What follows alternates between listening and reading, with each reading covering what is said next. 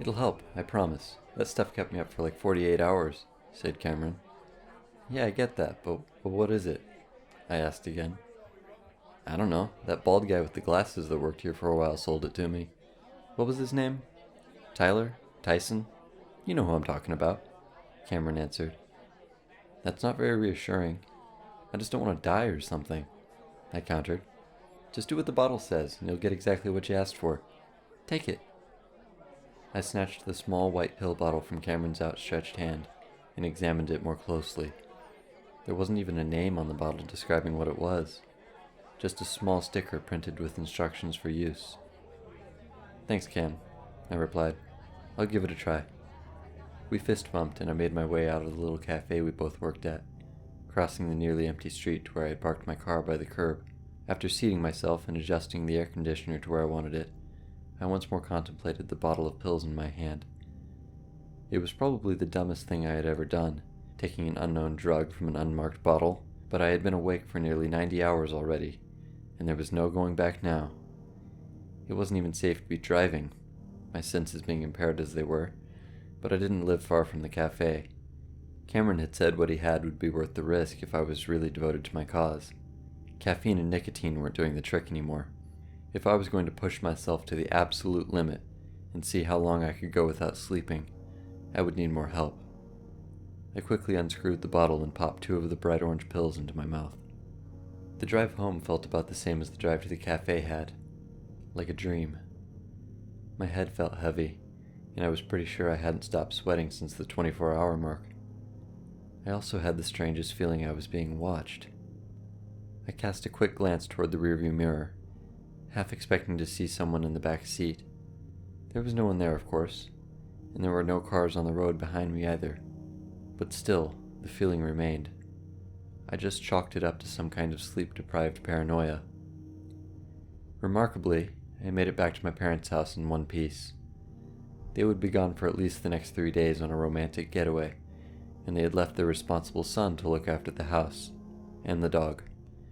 Maxine licked my hand as I came through the door, and I picked her up, locking it behind me. Ah, yes, their responsible son, who had decided not to sleep for as long as was humanly possible. As far as I knew, the most a person could go was 10 or 11 days. I didn't have anything better to do, so my goal was to go a whole week. At the start, I hadn't known if it was the coolest or the dumbest idea I'd ever had, but now I was so far in it didn't really matter. There was only determination. It wasn't long before I felt the mysterious drug taking effect. Reclining in front of the TV, I suddenly found myself much more alert than I had been for a long time. I could honestly say I felt good at that point. A few hours later, as the sun set, and I prepared for yet another night of wakeful boredom, I picked up the pill bottle off the kitchen table and went to the sink to fill up a glass of water. I washed down another 2 pills and stared out the window above the sink for a few minutes. I wasn't thinking about anything in particular.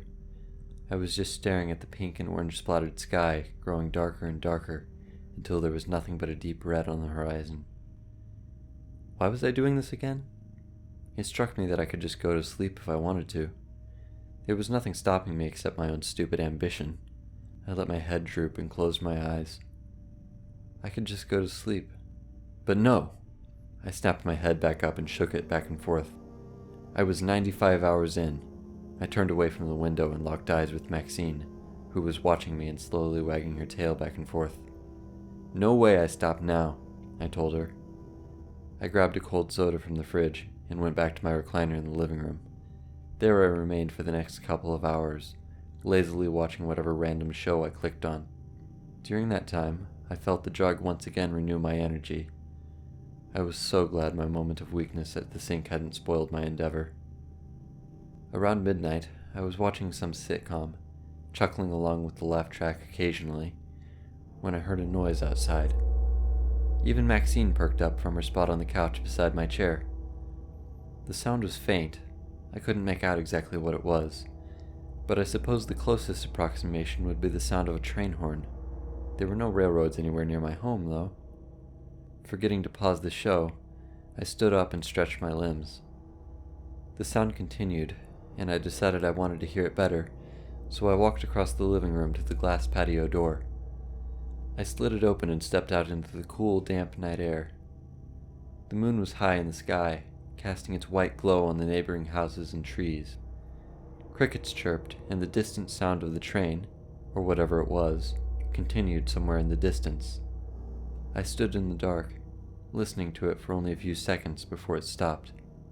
Even then, I stood motionless on the patio. Why had I come outside to listen to a whistle? Because there were no train tracks nearby, so hearing a train was odd. Trains were loud, though, and the sound could travel a long way on a quiet night, I reasoned. But the conductor didn't usually lay on the horn for more than a few seconds, did he? I didn't know. I felt annoyed at myself for getting up from the warmth of the recliner to listen to a faraway train whistle. Shaking my head, I turned around to go back inside, but then I had that same disquieting feeling I had experienced on the way home from the cafe. I felt as if I were being watched by a multitude of eyes. I spun around, facing the gray scene around me. My eyes flitted back and forth, looking for whatever was looking at me. Once again, there was nothing. Slowly, I backed into the house and slid the door shut. Maxine licked my leg, and I immediately relaxed. I was scaring myself for no reason. I smiled as I picked her up, carried her back to the recliner, and settled us both back into the cushions. There had not been multiple things outside watching me. There had not even been one thing outside watching me, and there was nothing watching me inside either.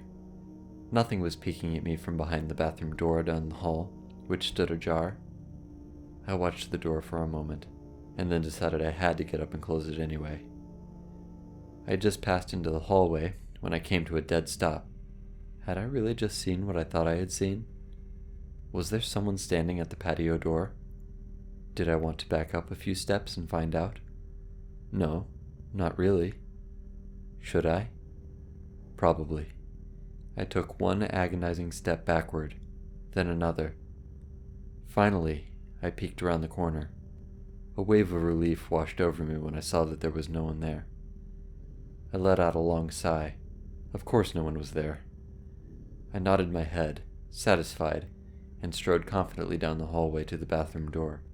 After closing it, I was about to return to my cozy recliner when Maxine started barking. I heard her run to the patio door. She yapped and whined as she scratched the glass. What was she doing? There was no one out there, right? Maybe she had heard a squirrel or something. It had to be a squirrel. Or a bird. Anything but what my sleep-deprived brain was telling me it was. I took a deep breath and, fearfully, made my way down the hallway, through the living room to the door. Maxine was still scratching the glass and barking. Peering through, I still couldn't see anything, but I knew there was definitely something out there. What is it, Max? I asked her. I had to know what it was. I quickly went to the kitchen sink and, opening the cabinet below it, removed a flashlight. Hurrying back to the patio door, I clicked it on. There, standing in the middle of the yard, was the source of Maxine's agitation. I saw the black silhouette of a man. It was just black, though, as if it had no more substance than a shadow. My beam of light illuminated no clothing or physical features of any kind. I stared at it for a moment, unsure of what to do, or even what to think. Even in my worst daydreams I had not expected this. Or had I? It didn't matter after a few seconds, though, because the dark humanoid shape suddenly lurched backward into the sky, as if some giant invisible puppeteer had yanked its string. I stood frozen to the spot, listening to my heart pound in my ears, and wondering if whatever it was would return. I didn't want to be standing there if it did. So grabbing Maxine, I ran for the basement, clutching her tightly. I didn't even think to call anyone about what I'd seen. I was too scared and irrational at that point. I slammed the basement door behind me and descended the short wooden staircase into the deepest part of the house. There were no windows, and there was only one door. I wouldn't feel safer anywhere else. Not that I felt safe. I was panicky, unable to process what I had seen.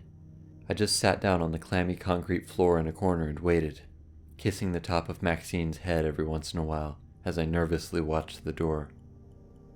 I don't know how much time passed, but sleeping didn't even enter my mind.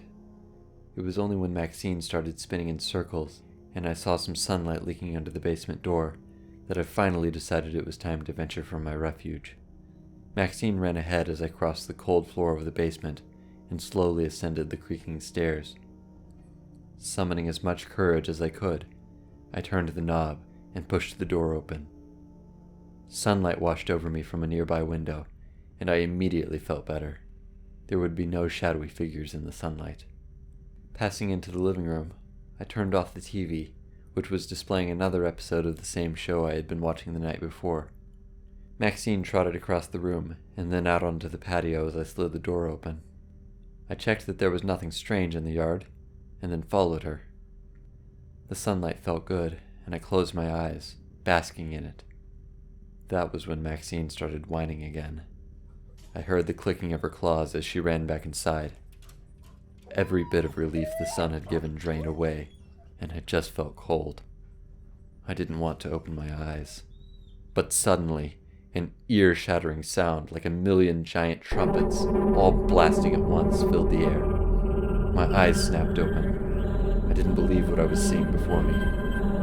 The air was filled with floating humanoid shapes, so black they seemed to be cut out of the sky itself. My jaw dropped, and I filled my lungs with bitter cold air as I gasped. I said nothing. I screamed nothing. I thought nothing. I just lunged back into the house, and even though I could see the beings descending from the sky out of the corner of my eye, I didn't even take the time to close the patio door behind me. "Maxine!" I yelled. She crawled out from beneath the kitchen table, and, whisking her off the floor, I bolted for the basement, the trumpeting sound still echoing through the air outside.